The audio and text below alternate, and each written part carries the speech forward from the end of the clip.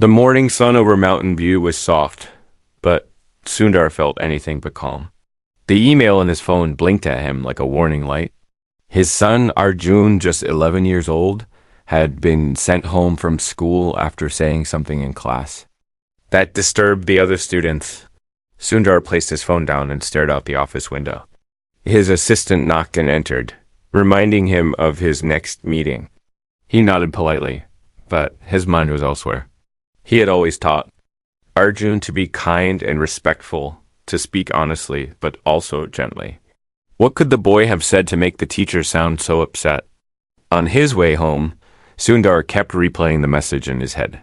It didn't make sense. When he walked through the front door, he saw Arjun sitting on the couch with his head down, his small hands folded tightly in his lap. His wife was beside him, quiet but watching carefully. Arjun, Sundar began, kneeling down so he was at eye level. What happened? Arjun hesitated. Then, very softly, he said, I told them that God doesn't just live in temples and churches. I said God is also inside people. Even inside people who are poor or sad, and they laughed at me. Sundar blinked, trying to process the words.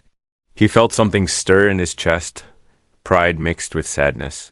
He glanced at his wife, who gave him a faint, worried smile. They said I was wrong, Arjun continued. The teacher told me not to say strange things. But I wasn't trying to be strange, Papa. I was just saying what I feel. For a moment, no one spoke. Sundar sat back and thought about his own childhood in Chennai, how his father used to walk him through narrow streets lined with little shrines, and how he once asked, why are there so many places for God if God is everywhere?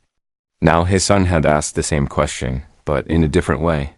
And the world, it seemed, wasn't ready to hear it. Later that evening, Sundar called the teacher, who explained that some parents had complained. Arjun confused the other children, the teacher said in a cold voice. He needs to learn to follow what we teach here. That night, Sundar lay awake. His son's words echoed in his mind. God is also inside people who are poor or sad. He wondered how such a simple idea could cause such trouble. The next morning, Sundar decided to walk Arjun to school. It was raining, and they shared an umbrella. Arjun looked nervous, and Sundar tried to reassure him. But as soon as they reached the gate, Sundar noticed other children pointing and whispering. One boy even muttered something under his breath, something cruel, and Arjun's shoulders sank inside the classroom. Sundar spoke quietly to the teacher. He explained that his son hadn't meant any harm. But the teacher only shook her head and said, this is not up for debate. As Sundar left the school, he noticed a boy sitting alone on the bench outside. The boy's clothes were torn and his shoes were wet. He couldn't have been more than 10. Sundar paused, remembering what Arjun had said. God is also inside people who are poor or sad. Something inside them shifted at that moment. The rest of the day, Sundar couldn't concentrate. During meetings, he kept thinking about Arjun's small face, pale and worried, and the boy on the bench in the rain. He wondered if he had grown too far away from the humility and kindness his parents had taught him. That evening, he came home early and sat with Arjun in his room. Do you still believe what you said yesterday? He asked. Arjun looked up. Yes, I do. Even if everyone laughs at you? Yes. Sundar nodded, feeling a lump in his throat. The next day was a Saturday, and Sundar suggested they go for a walk together. They went to a park, then to a busy street where vendors sold fruit and old women begged down the sidewalks. At one corner, a man with no shoes was playing a flute. His eyes were closed, and his music was soft and beautiful. Sundar pointed him out to Arjun and said, do you think God is inside him too? Arjun smiled for the first time in days. Yes, I think so. Just then, something unexpected happened. A stranger, dressed in a sharp suit, approached Sundar and handed him a note. He didn't say a word, just walked away. Sundar opened the note slowly, his hands trembling. The note said, you will soon understand why your son is right. But it will not be easy. Words sent a chill down his spine. He turned to look for the man, but the street was too crowded. The man was gone. That night, Sundar couldn't sleep. His mind replayed the note again and again. What did it mean? Who was that man? And what was going to happen? The next morning, the phone rang at dawn. It was a number Sundar didn't recognize. When he answered, a quiet voice said, "We have been watching you and your son. Meet us at the old temple tonight. Come alone, or you will never know the truth." The line went dead. Sundar stood frozen in the kitchen, the phone still pressed to his ear. Arjun walked in, rubbing his eyes. "What's wrong, Papa?" "Yes." Sundar looked at him, not knowing how to answer. Later that day, as he sat at his desk, trying to work, he kept glancing at the clock. He couldn't shake the feeling that something big and dangerous was about to happen. He remembered the note. He remembered the voice on the phone. As the sun set, he made up his mind.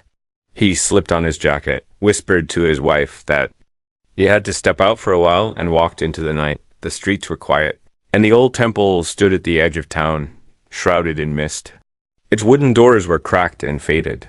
Sundar pushed them open and stepped inside. At first, he saw nothing but shadows. Then he heard a faint whisper, like someone calling his name. "Sundar, Sundar." His heart pounded in his chest. "Who's there?" he asked, his voice shaking. Slowly, a figure emerged from the darkness. It was the same man from the street, the one with the sharp suit. But now he was barefoot, wearing a simple white cloth.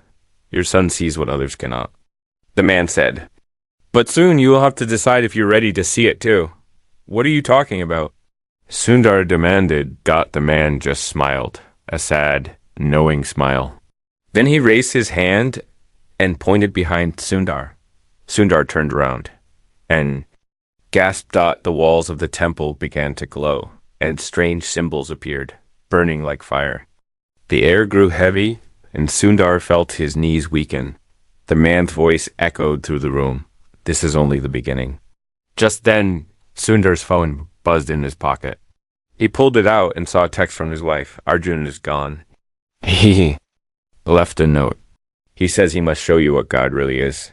Sundar's stomach dropped. He looked up at the man, but he was gone. The temple was empty again, silent except for the sound of his own breath. Clutching the phone, Sundar staggered outside. His mind racing. His son, his little boy, had disappeared into the night, and all Sundar could hear, over and over, were his son's words. "God is inside the poor and the sad. God is everywhere, even where we are afraid to look." As the wind howled through the dark streets, Sundar knew one thing for certain. He had no choice now. He had to find Arjun. And he had to discover the truth, no matter what it cost him. But deep down, he already knew. The truth was not going to be easy. And in that moment, as he stood alone outside the old temple, he whispered to himself, "Please, let me be strong enough." The night answered with silence. And somewhere in the shadows, a pair of small eyes watched him, waiting. The night felt colder than usual as Sundar stood outside the old temple, his breath turning to mist in the air. He clutched his phone tightly, staring at the message from his wife again and again, as though reading it enough times could make it less terrifying. "Arjun is gone. He left a note. He says he must show you what God really is." His mind raced with questions. Why would his son leave in the middle of the night? Who was the man in the temple? And what did all of this have to do with those strange symbols that glowed on the walls only moments earlier? He felt like he was being swept into a story much bigger than himself. A story he didn't understand and wasn't ready for. He began walking quickly down the road, his shoes crunching against the gravel. The streets were empty, and the streetlights flickered as if struggling to stay alive. With every step, Sundar thought of Arjun, his small hands, his soft voice, his brave little smile when he insisted God lived even in the forgotten corners of the world. He tried to picture where his son might have gone. Was he alone? Was he scared? When Sundar arrived home, his wife was sitting on the couch, clutching Arjun's note. Her eyes were red from crying, but she handed him the paper without a word. Sundar unfolded it carefully, his hands trembling. The note read, "Papa, don't be afraid. I have to go where God is waiting. I need to show you too. You'll find me where the river meets the sky. Sundar read the words 3 times before looking up. At his wife, do you know what this means? He asked. She shook her head. He's just a child, she whispered, her voice breaking. He doesn't know what he's doing. But Sundar wasn't so sure anymore. He stood there in silence for a moment, then made up his mind. He packed a small bag with water, a flashlight, and a note. He kissed his wife on the forehead and promised he would bring their son home. And then, without another word, he stepped out into the night once more. The words of the note haunted him as he walked. Where the river meets the sky. He thought of the river that ran through town, winding its way toward the mountains. It was quiet there, secluded, a place where the water seemed to stretch into the horizon until it blended with the clouds. Sundar had never liked going there. As a boy, he'd always felt uneasy by the river's edge, as if something ancient and powerful was hidden beneath the surface. Asterisk. But if that's where Arjun had gone, then that's where Sundar would follow. The journey to the river took longer than he remembered. The roads grew narrower, and the fog thickened around him. The air felt heavy, almost electric, and the farther he walked, the more he noticed things that didn't seem quite right. Stray dogs that didn't bark, but simply watched him pass, their eyes glinting in the dark.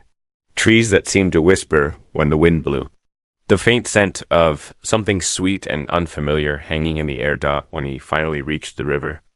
It was just past midnight. The moon hung low, casting silver light across the water. Sundar stopped at the edge of the path, taking in the scene. The river was calm, almost too calm, and the surface reflected the stars so perfectly, it felt like he was staring into another sky dot, and then he saw it. A small figure standing on a flat rock in the middle of the river. Sundar's heart leapt. Arjun? He called, his voice breaking the stillness. The figure turned slowly, and even in the dim light, Sundar could see it was the sun. He looked different somehow, older, calmer, like he carried some secret knowledge. Papa, Arjun called back softly. You came? Yes, I came. Come back here, please. Sundar stepped closer to the water's edge. But Arjun shook his head. No, Papa, he said. You have to come here. If you want to see... Sundar hesitated. The water was dark and deep, and the rocks were slippery. But something about Arjun's voice, steady, almost serene, compelled him forward. He took off his shoes and stepped into the icy water. Each step sent a shock through him, but he kept going. Never taking his eyes off his son, when he finally reached the rock, he was breathing hard and shivering. He reached out to grab Arjun, but the boy took a step back. Look, Arjun said, pointing toward the horizon. Sundar turned and followed his gaze. At first he saw nothing but the river and the sky, blending together in a perfect line. But then, slowly, something began to appear. Faint lights shimmered along the water, like tiny stars floating on the surface. And then a sound, a low, deep hum, rose from the river, vibrating through the stone beneath his feet. Sundar stared in awe as shapes began to form within the mist above the water.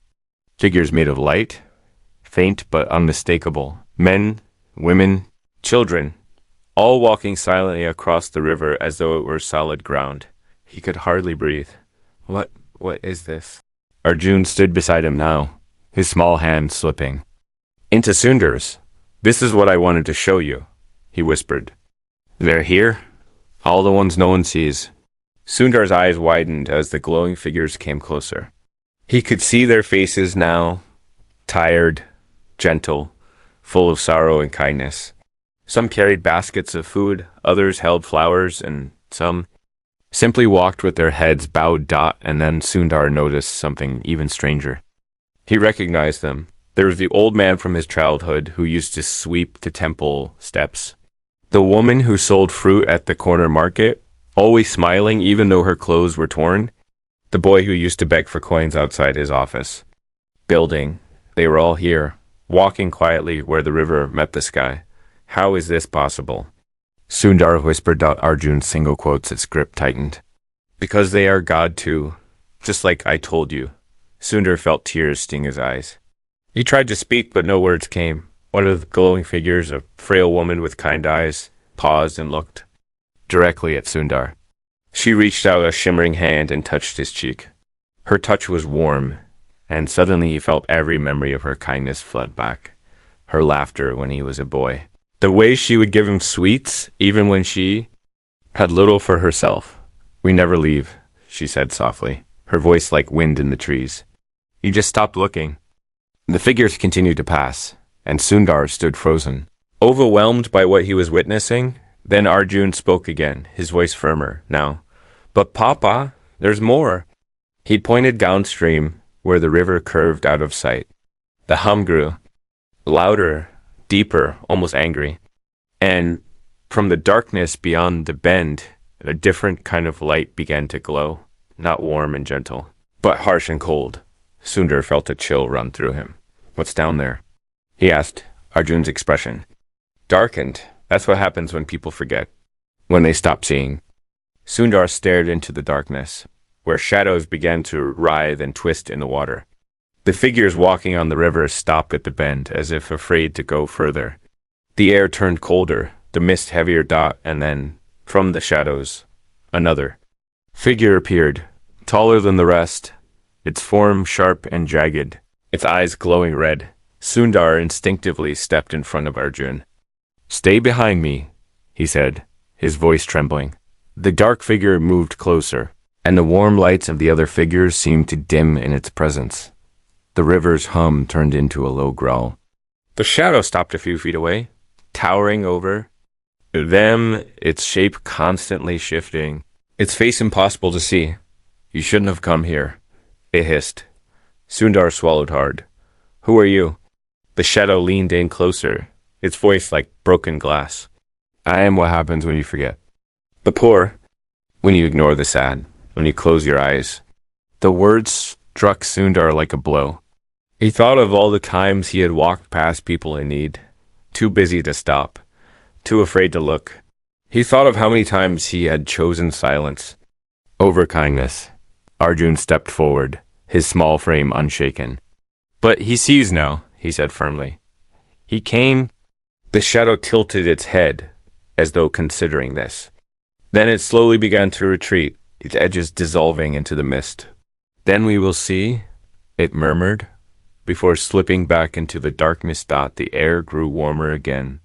The glowing figures resumed their quiet journey, and the river's hum softened into a peaceful song. Sundar fell to his knees on the rock, overwhelmed.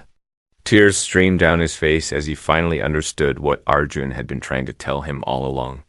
The poor and the sad were not just forgotten faces. They were pieces of God. And every time he ignored them, he had turned his back on something sacred. Arjun knelt beside him and placed a gentle hand on his shoulder. "Do you see now, Papa?" He asked. Sundar nodded, unable to speak. But before he could gather himself, the warm light began to fade. The figures on the river grew fainter, and the mist thickened once more. Arjun stood and looked toward the horizon. "It's not over yet," he said softly. "You still have to choose." Sundar looked up, confused. "Choose what?" But Arjun didn't answer. Instead, he began walking toward the edge of the rock, where the river flowed into darkness. "Wait," Sundar called out, his voice cracking. "Where are you going?" Arjun paused and turned back, his eyes full of a quiet determination Sundar had never seen before. "To finish what we started?" He said and with that, he stepped into the darkness beyond the bend, disappearing from view. Sundar stood there, frozen, the weight of everything he had just seen pressing down on him. The river was silent now. The figures were gone. Only the faint glow of the horizon remained. And somewhere beyond the bend, hidden in the shadows, his son's voice echoed faintly through the mist. "You still have to choose." Sundar closed his eyes, took a deep breath, and whispered into the night, "Then show me the way." But the river did not answer and the darkness ahead waited, quiet, endless, and full of secrets yet to be revealed.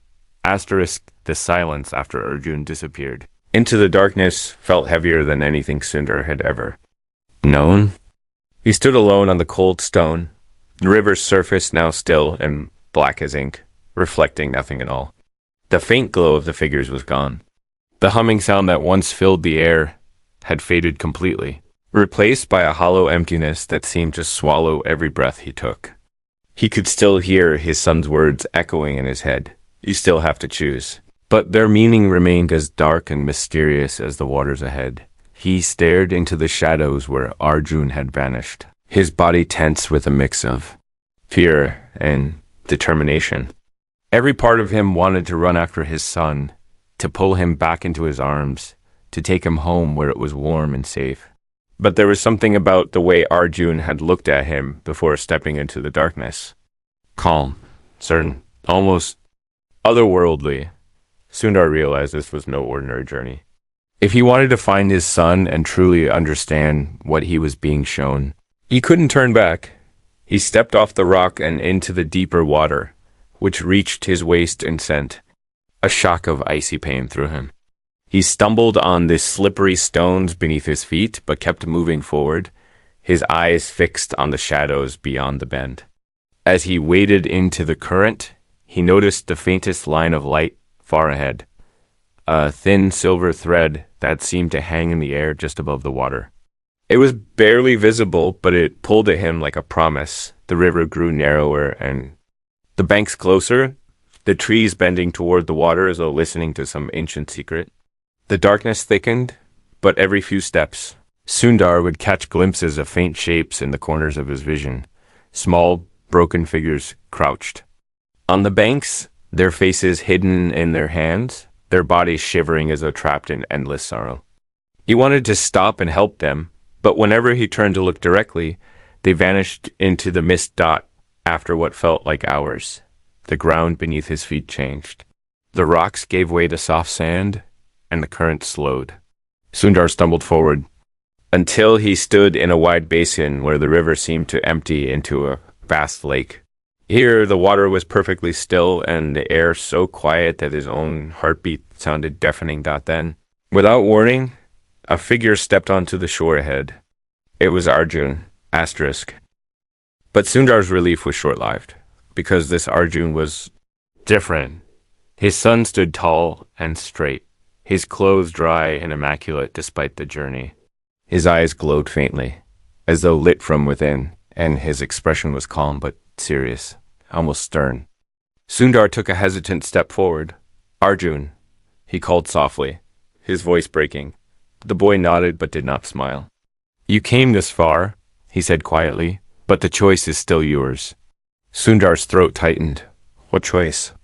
Please tell me what this is. Arjun motioned to the lake behind him. This is where all the forgotten prayers come. All the cries for help that no one hears, they gather here, and they wait for someone to see them. Sundar looked past, his son at the water. Now that he paid attention, he could see faint ripples on the surface, and within them, faint faces, fleeting and sorrowful, as though trapped beneath the water and calling to him. Some of the faces were children, others were old. All of them wore the same look of quiet pain. Why are they here? Sundar whispered, his voice barely audible. Because no one listened, Arjun said. They begged for kindness, for respect, for even a single moment of someone seeing them as human. But the world was too busy, too afraid, too proud. Sundar felt a deep ache in his chest. The weight of every stranger he had ignored, every beggar he had passed, every weary smile he had avoided, looking at came crashing down on him like a wave. Why show me this? He asked, his knees weakening. Arjun stepped closer, his glowing eyes meeting Sundar's. Because it isn't too late. Too late for what? The boy's gaze softened, and for the first time, Sundar saw a flicker of the child he knew, vulnerable, full of hope. To remember who you are, Arjun said simply. To remember what you were meant to do. Before Sundar could reply, a sound rose from the lake, a low, mournful song that seemed to come from everywhere at once. The water began to churn, and the faint silver thread above the water started to glow brighter, casting long shadows across the basin dot, and then, from the center of the lake, another figure rose. This one was taller than anything Sundar had ever seen. It towered above the water, its form cloaked in swirling mist, its face hidden behind a shifting veil of light and shadow. When it spoke, its voice was neither male nor female, but something deeper, the sound of mountains breaking and rivers flowing. "You have seen what others refuse to see," it said. "But you must choose." Sundar swallowed hard, his knees trembling. "Choose what?" The figure raised a massive arm and pointed to the lake. "You can turn away now, forget what you have seen, and return to your life. The world will welcome your blindness. Your heart will grow quiet again." The figure then pointed to the far side of the lake, where the silver thread now glowed so bright it was painful to look at. "Or you can carry them. You can carry their pain with you into the world and refuse to let them be invisible. But if you choose this path, it will not be easy. The weight will never leave you." Sundar felt his breath catch in his throat. His eyes darted between the lake and the silver light, between the cold comfort of forgetting and the terrifying responsibility of remembering. He looked at Arjun, who nodded quietly. "You have to choose, Papa. No one can choose for you." For a long moment, Sundar stood in silence, the darkness pressing in around him, the sound of the sorrowful song filling his ears. His mind flashed with memories: the man sweeping the temple steps, the woman selling fruit, the boy on the bench in the rain, all of them looking at him with tired, hopeful eyes. He closed his eyes and whispered to himself, "I see you now." When he opened his eyes again, he looked at Arjun and said, his voice steady, "I choose to carry them." The towering figure regarded him silently, then nodded once. The water of the lake began to glow, and the faces beneath the surface grew clearer. Rising one by one, they stared at Sundar, their eyes wide with something he could only describe as relief. The silver thread unraveled itself from the air and wrapped around his chest, searing into his skin, but filling him with a warmth he had never known. But then, something unexpected happened. The towering figure leaned down and spoke again, this time in a whisper only Sundar could hear. But every choice has a cost. Before Sundar could ask what that meant, the figure dissolved into mist. The lake grew still again, and the silver light faded. When Sundar looked around, Arjun was gone. Panic gripped him. He spun in place, calling his son's name. "Arjun, Arjun." But the boy didn't answer then. From somewhere deep within the mist, a faint voice echoed, soft, fragile, almost breaking. "Papa, help me." Sundar's heart stopped. The voice was unmistakable. But it wasn't coming from the shore. It was coming from beneath the water dot. He dropped to his knees at the edge of the lake, staring into the blackness. The faces beneath the surface were gone, replaced now by a single small hand reaching up through the water. His son's hand, pale and trembling.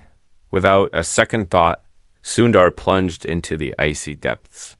The cold was blinding, but he fought his way down, reaching desperately for the small hand below. The water pulled at him, heavy and suffocating, but he refused to let go. He grabbed Arjun's hand and pulled with all his strength. His lungs burning, his vision narrowing. The silver thread around his chest flared brightly, as though urging him on dot, and then, just as his breath gave out, he broke the surface of the lake. Gasping, clutching his son to his chest, they collapsed on the shore, both of them shaking. And, soaked to the bone, Sundar held Arjun close, pressing his forehead to his son's and whispering over and over, "I've got you. I've got you." But when he looked down at his son's face, something was different. Arjun's eyes were open, but they no longer glowed. His skin felt colder than it should. His lips barely moved as he whispered, "You chose, but now you have to find me before it's too late." And before Sundar could respond, Arjun went limp in his arms. Sundar stared at him in horror. Feeling the silver thread tighten painfully around his chest, as though reminding him of the promise he had made. The lake behind him was silent again, but the faint sound of that sorrowful song still lingered in the air, and it was growing louder. Darker, more urgent he stood, lifting his son in his arms, and looked toward the far side of the lake, where the silver light had once been. Even now, He could see a faint glimmer in the distance, beckoning him forward. "I'll find you," Sundar whispered into the night, his voice breaking but full of determination. "I'll find you no matter what." The mist closed in around him, the air thick with the weight of unseen eyes watching him from the shadows. And as he took his first step toward the light, he heard the towering figures whisper once more, curling through the dark like smoke. "Every choice has a cost." Asterisk. The mist thickened around Sundar as he carried Arjun's still body in his arms, his feet sinking into the damp sand with every step. The faint glimmer of silver light ahead flickered, in the darkness like a fragile candle, drawing him onward even as his body screamed with exhaustion. Every breath felt heavy, each inhale tasting of salt and ash, but he refused to stop. He kept his eyes fixed on that thin line of light, whispering to his son again and again, "Hold on, my boy, just hold on." Arjun's weight pressed against him, yet somehow Sundar felt as though he were carrying more than just his son, as if the pain and hopes of all those forgotten souls and the lake had woven themselves into his heart, making each step harder, but also more meaningful. With every faint cry that rose from the water behind him, he felt that silver thread around his chest tug tighter, reminding him of the promise he had made when he chose to see them, to carry them. The air grew colder the closer he walked toward the light. The mist turned into a swirling fog, thick and alive, whispering in voices he didn't understand. Shadows moved in the corner of his vision, tall, thin shapes with hollow eyes that watched him but never came too close. One of them, more daring than the rest, stretched a long arm toward him and hissed in a language that sounded like dry leaves rustling. Sundar flinched but didn't stop. He simply held Arjun closer, feeling the boy's faint heartbeat against his chest like a fragile bird dot. Then, without warning, the ground beneath his feet began to change. The sand gave way to stone, smooth and cold, and the mist parted slightly to reveal a strange bridge stretching out over what looked like an endless chasm. The bridge was narrow, barely wide enough for a single person, and made of translucent glass that glowed faintly from within. Beneath it, the darkness swirled like a living sea, dotted with faint glimmers of light far below. Tiny, distant sparks that winked in and out as though breathing. Sundar stepped onto the bridge cautiously, feeling it shift slightly under his weight. His reflection stared back at him from the glass.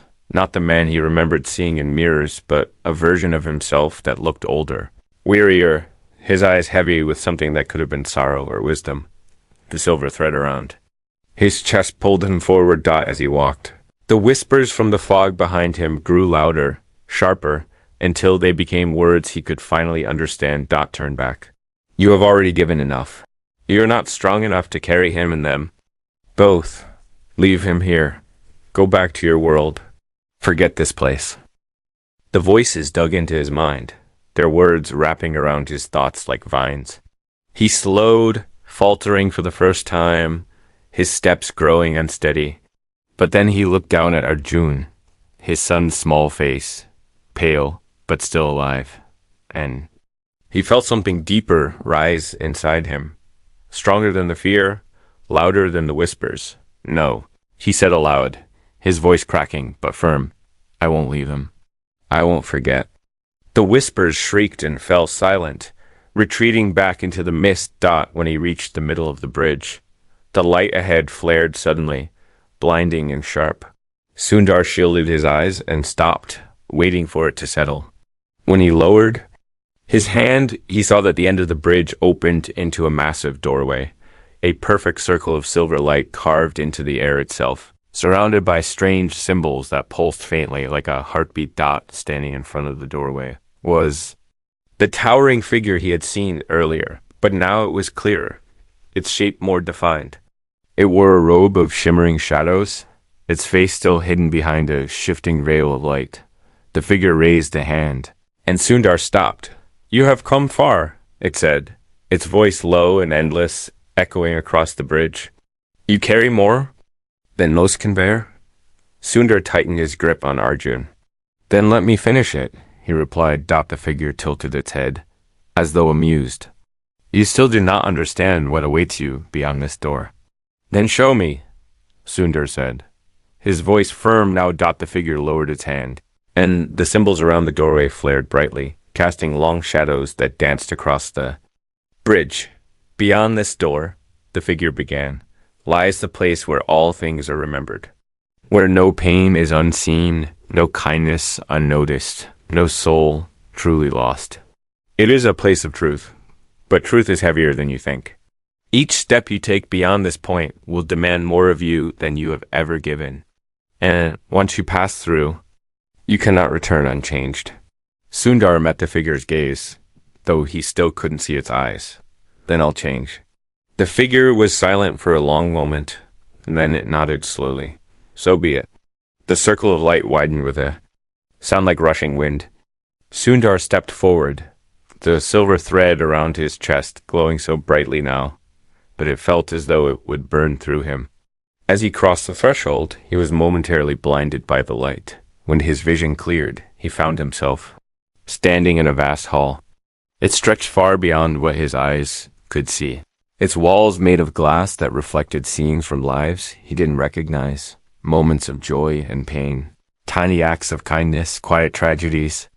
The floor beneath him was soft and warm, like walking on clouds, and above him the ceiling was alive with faint stars that shifted and moved. At the center of the hall stood a pedestal made of stone, and on the pedestal, a single object rested. A heart-shaped vessel carved from crystal, glowing faintly from within. And beside the pedestal stood Arjun. But he looked different again. Now his skin glowed with the same light as the vessel, his eyes full of something that was both ancient and innocent. You made it, Arjun said softly. Sundar rushed to him and fell to his knees, pulling his son into his arms. But when he touched Arjun this time, he felt something strange, a warmth that was almost too bright to hold, as though the boy himself was no longer entirely flesh. What is this place? Sundar asked, his voice trembling. This is where they wait, Arjun replied, looking up at the glowing vessel. All the pieces of God that people forgot, all the love they never gave, all the respect they never showed, it all comes here. Sundar followed his son's gaze to the vessel. Within its glow, he could see faint shapes swirling, countless hands reaching, countless eyes watching. And what am I supposed to do? Sundar asked quietly. Arjun looked back at him with a sadness that pierced Sundar's heart. You have to carry it, he said. Carry what? Arjun placed a small hand over Sundar's chest, right where the silver thread was still burning. Carry all of them, he whispered. Sundar stared at the vessel. The silver thread tightened once more, and he felt the weight of all the forgotten. Voices pressing against him, begging not to be left behind. His hand shook, but he stepped forward and placed his palms against the crystal. The moment he touched it, the light flared violently, and a flood of images and feelings poured into him. Pain and joy, fear and hope, millions of moments of unseen humanity. He felt himself stagger, almost collapsing under the weight, but he held on. When the light faded, the vessel was gone. But the glow now burned in his chest, the silver thread having melted into his skin completely. He turned to look for Arjun, but the boy was no longer standing there. Instead, Sundar saw him further down the hall, walking away into the distance, his small figure glowing faintly as he moved toward another doorway of light. Panic surged in Sundar's chest. Arjun! He called out, his voice echoing through the endless. The boy paused and turned slightly. His face calm but unreadable. You found what you were meant to find, Arjun said softly. But you're not finished yet. What does that mean? Sundar demanded, taking a step forward. Arjun's voice was almost a whisper now. You still have to bring it back to the ones who forgot. And with that, he stepped through the second doorway of light and vanished. Sundar stood alone in the hall, the weight of the vessel burning in his chest, the silence pressing in on him. Ben, from somewhere deep within the stars, above, the towering figure's voice returned, low and quiet, but full of something that almost sounded like sorrow. Every choice has a cost. It said. And at that moment, Sundar realized his son was gone. Not gone in anger, not gone in punishment, but gone because Sundar had taken his place. The boy had led him here to carry what he could not carry alone. Sundar fell to his knees, clutching his chest where the light burned hot and heavy, his tears falling freely as the stars above dimmed and the whispers of forgotten souls rose again. Around him, he whispered into the silence, his voice breaking, "I will carry them, and I will find you again." But the hall remained quiet, and somewhere beyond the light, his son's faint voice echoed one last time, soft, distant, and full, of both hope and sadness. Don't forget, Papa. Don't let them be invisible again. Asterisk, the stars in the vast hall above him dimmed one by one, until only darkness remained. And Sundar stood on the cold floor, clutching his chest where the silver light now burned deep within him. His legs trembled. Under the weight of it, the countless voices, the cries and the hope-forgotten souls now echoing inside his heart like a choir of quiet, relentless prayers. His son's last words still floated in the air around him, soft and fading. "Don't forget, Papa. Don't let them be invisible again." The words cut through him like glass. He turned back toward the doorway he had come through earlier, but it was gone. The great hall seemed to stretch on forever now, empty and silent. For a long time, he didn't know how long, he simply stood there, staring into the distance, his breath loud and ragged in the silence. Then, slowly, a faint crack of light appeared on the far wall of the hall. It widened, spilling golden light onto the floor. Sundar hesitated, then took one heavy step forward. The light grew brighter with each step, warm and blinding, until it wrapped around him completely. And just like that, he was back. His feet sank into wet earth, and the smell of rain and river filled his nose. He opened his eyes to find himself standing at the edge of the lake, the mist around him beginning to lift. The moon hung low above the water, and faint birdsong drifted from the trees. Everything looked the same as before, yet nothing felt the same. Sundar looked down at his hands. They glowed faintly, as though the light from the vessel in the hull had stitched itself into his skin. The silver thread that had burned across his chest was no longer visible, but its weight still pressed into him with every breath. He spun around, searching desperately for Arjun. "Arjun," he called, his voice raw and urgent. "Where are you? Please?" But the only answer was the soft lapping of the river against the shore. The boy was gone. Sundar stood there for a long time, his arms hanging uselessly at his sides. His son had led him into the darkness, had shown him the truth, and had asked him to choose. And now he was alone with that choice. Its cost heavy in his chest, but then he remembered what Arjun had said. You still have to bring it back. To the ones who forgot, he clenched his fists, feeling the faint glow in his palms strengthen. He had carried their pain this far, but it wasn't enough just to carry it. Now he had to do something with it, so he began to walk. The journey back through the mist was quiet, and the shadows along the path no longer hissed at him.